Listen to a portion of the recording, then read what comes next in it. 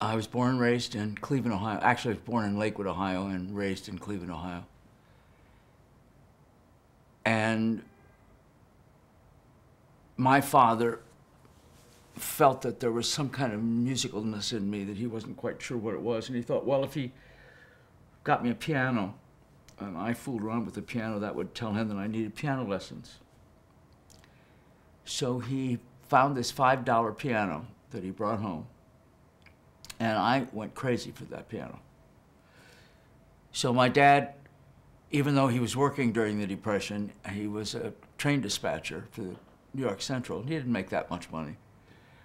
And they didn't want to send me to a private teacher. So they checked the elementary school that I went, and there was a piano teacher who came once a week. So they enrolled me in her class. Her class was 3 people. And she took to me right away, and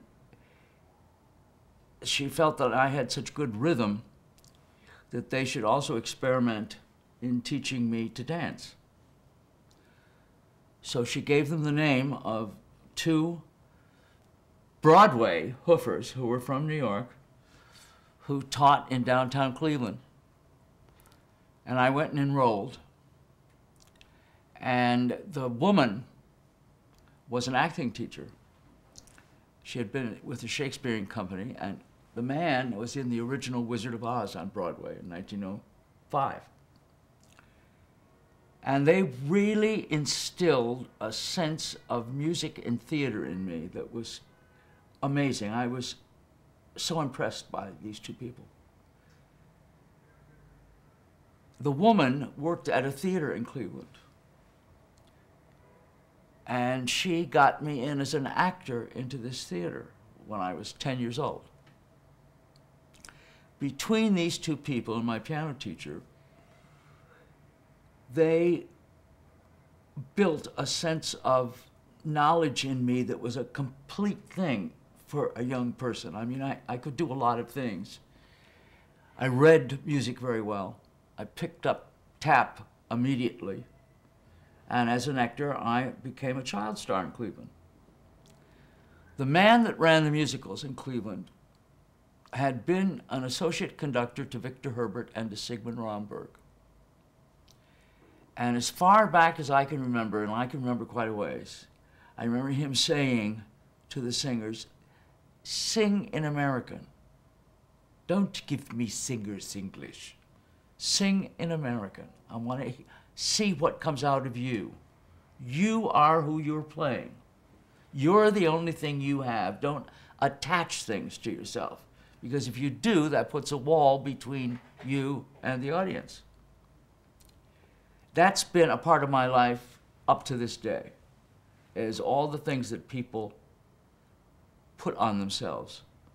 Style. They think style is something that they attach rather than something that comes out of them. Anyway, I led the first part of my life as an actor and as a piano player and as a tap dancer. And when it came time to go to college, I got a scholarship on piano and on voice because I had done quite a bit of singing in musical theater. And I didn't study it, I just did it. And the head of the college that I went, Baldwin Wallace Conservatory of Music, was a man named Albert Riemenschneider. And Riemenschneider was a famous Bach interpreter and archivist. And he gave me a scholarship for 2 years. And then after 2 years, I managed to get myself through the junior and senior years through doing a dance act with this girl that we would make $100 a night. At that time, that was a lot of money. Going around, I would do a little act and she would do a little act, and we did a section together and we made money. And that helped my mother and father get me through college. I started out with a Bachelor of School Music, which I was not happy about, with a major in piano and a major in voice, double major. I finally changed that to a Bachelor of Music, with a major in voice and a minor in piano.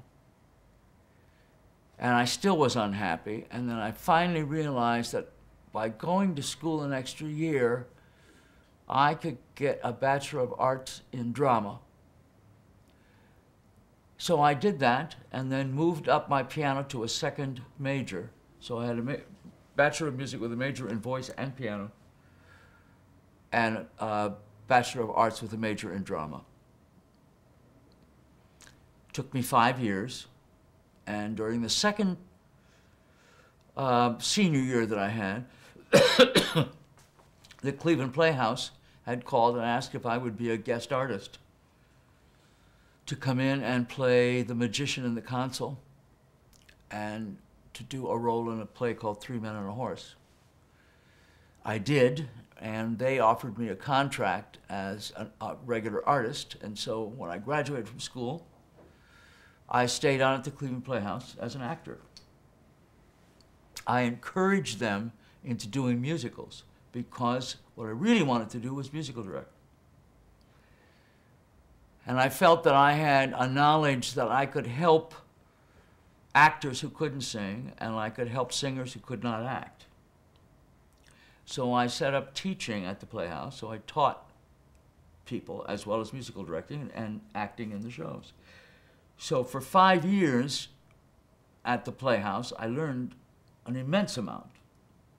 Plus, during the summers, they had Kane Park Theater where we could do 5 musicals every summer. So I responded to that very well.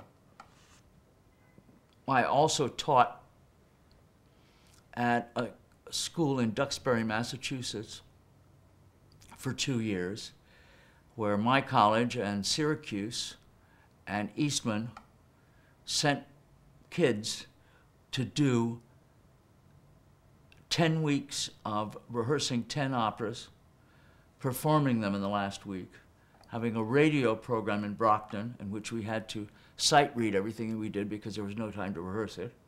And then we also went to church every Sunday and sight read a great work like the Magnificat or sections of the St. John Passion or the Brahms Requiem or whatever they would throw at us, and that would be the Sunday service. And after 5 years of working at the Playhouse and Kane Park Theater, I decided I wanted to come to New York, that I felt that I wasn't getting what I really wanted, which is to music direct and conduct. I'd had a lot of conducting training at school, but no practical conducting. And I came to New York, and I was here a month, and someone who was a resident of Cleveland called me and said there was a theater called Equity Library Theater, and they were doing a production of Best Foot Forward, and he wanted me to do it. Best Foot Forward is a musical that was written for Nancy Walker, and was written by Hugh Martin and Ralph Blaine, who had become very big in the movies, doing vocals. I just got through a production of Best Foot Forward in Cleveland. And it's kind of interesting, but we were having auditions. And there was this strange tall man who came in, had the worst voice I've ever heard in my life. And he sang, "The girl that I marry will have to be," and it was just dreadful. We got through, and I turned to the director and I said, "You know, that man is funny. Why don't you read him for such and such a role?" And he said, "Oh, that role is not funny." I said, "Yes, sir, it is. We had a young man at the Playhouse by the name of Don DeLuise playing that role, and it was very funny." So he said, "All right, well, we'll read the man." So they read the man, and he got the job. Now, this man had only done chorus work, and his name was Charles Nelson Riley. And Charles was so thrilled that he got this, that when we opened, he sent the management of Kansas City Starlight Theater to see the show and to see my work. And they hired me as a conductor.